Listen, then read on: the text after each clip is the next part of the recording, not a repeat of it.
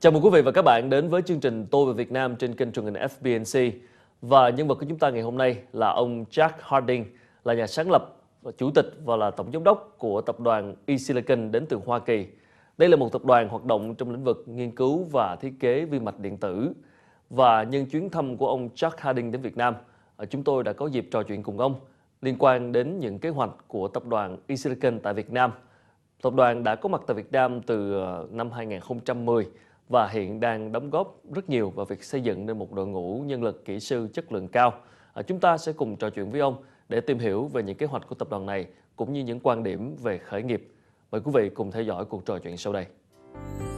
eSilicon Corporation là công ty chuyên về nghiên cứu thiết kế vi mạch điện tử của Hoa Kỳ, tối ưu hóa thiết kế theo yêu cầu của khách hàng, đồng thời cung cấp các dịch vụ hỗ trợ khách hàng trong quy trình sản xuất, kiểm thử để đạt được hiệu quả cao nhất trong thời gian sớm nhất.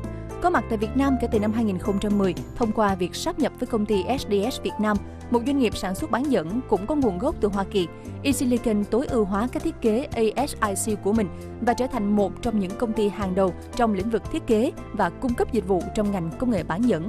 Sự thành công của việc sáp nhập SDS Esillicon tạo điều kiện thuận lợi hơn cho sự phát triển bền vững của công ty ở Việt Nam nói riêng và khu vực châu Á Thái Bình Dương nói chung.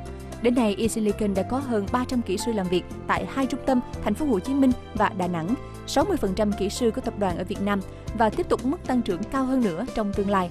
Có mặt tại Việt Nam nhân một chuyến công tác, nhà sáng lập Jack Harding rất ấn tượng với đội ngũ nhân lực tài năng người Việt Nam và bày tỏ sự tin tưởng vào tương lai của tập đoàn tại thị trường này. Ông có hơn 30 năm kinh nghiệm trong lĩnh vực khởi nghiệp và là một diễn giả có tiếng nói trong lĩnh vực công nghệ bán dẫn.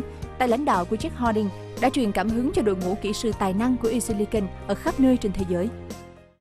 Thank you so much, Mr. Harding. Thank you so much for your time. My pleasure, Con. So what made you decide to invest in Vietnam 4 years ago?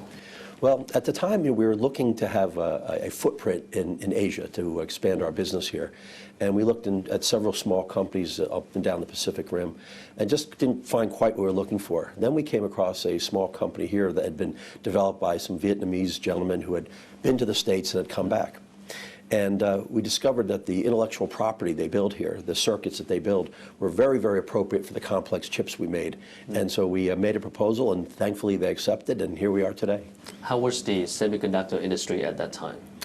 Well, the semiconductor industry is very cyclical, but generally speaking, it's a boomer. There's no end to the number of transistors that get shipped into the world.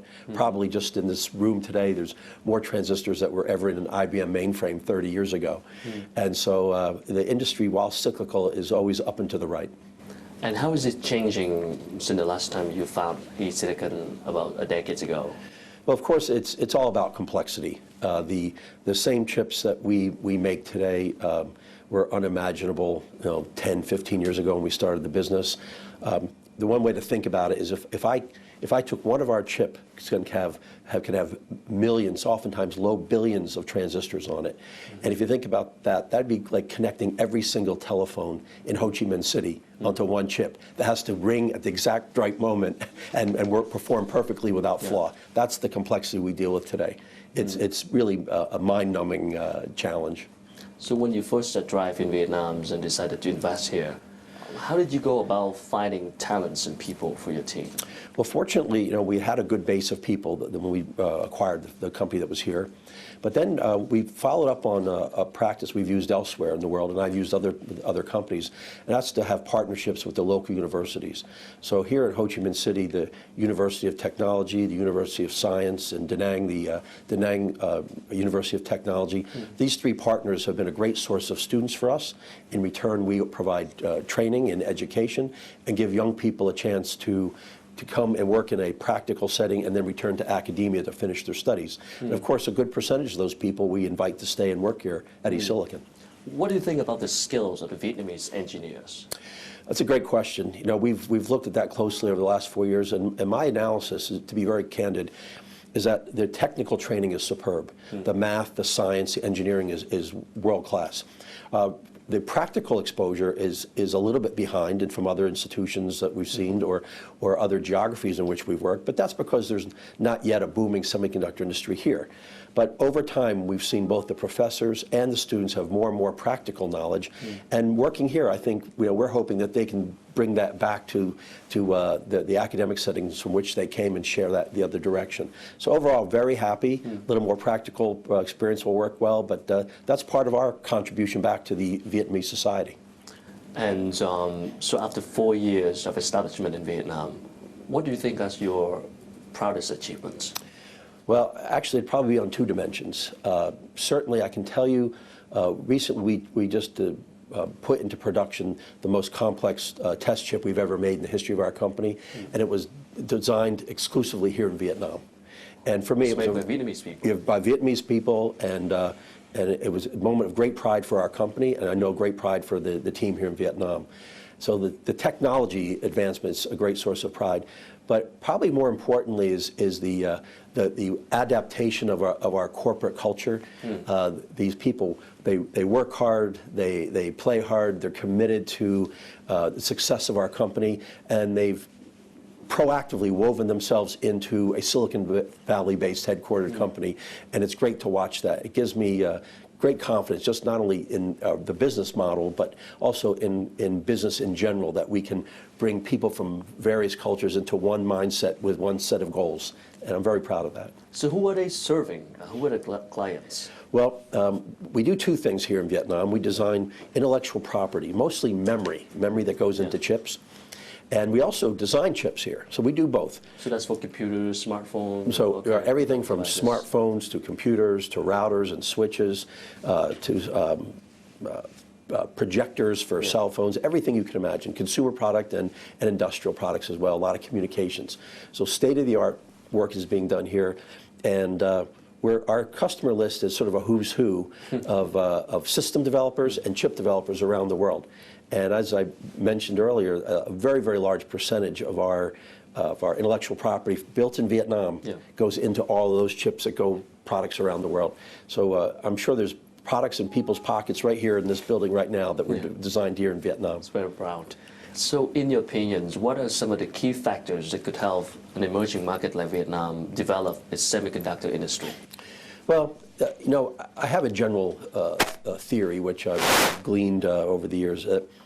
To find great innovation, you really need a partnership in any geography from government, industry, and academia. And when you can bring those three entities together, magical things happen. And frankly, I've witnessed that here in Vietnam. The government has been very supportive of us on a local basis here in Ho Chi Minh City and Da Nang to grow our business, bring on more space, to expand our influence in the communities. The universities have been fantastic partners in developing a curricula that allow us to hire students to come here. And of course, we do our part by hiring them and training them and paying taxes and giving back.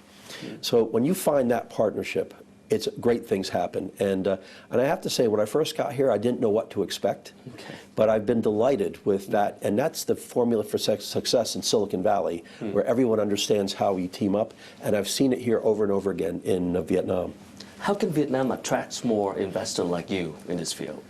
Well, I would say keep doing what you're doing. Make it a safe, clean, productive place for people to come and work and visit. I just, in fact, was reading in the newspaper this morning that the government is increasing its oversight of anti-corruption. I think that's a very important attribute. There's the American business people live under a very tight anti-corruption umbrella. And so when we go to other geographies, we have to operate a certain way, which is good. Corruption's a cost to businesses. And so if you can manage corruption, if you can encourage investment in the universities, educate great kids, that's the formula for success. And the word will get out, and more people will come here. Sure. Vừa rồi là những chia sẻ của ông Jack Harding, là nhà sáng lập và là tổng giám đốc của tập đoàn eSilicon của Hoa Kỳ. Rõ ràng theo như những chia sẻ của ông Jack Harding, thì việc đẩy lùi tham nhũng cũng như là sự kết hợp giữa ba đối tượng là nhà trường, chính phủ và các doanh nghiệp sẽ là nền tảng vững chắc để thúc đẩy sự phát triển của nền công nghệ bán dẫn. Chúng tôi sẽ còn quay trở lại trong phần tiếp theo để cùng trò chuyện về quá trình khởi nghiệp của ông Jack Harding.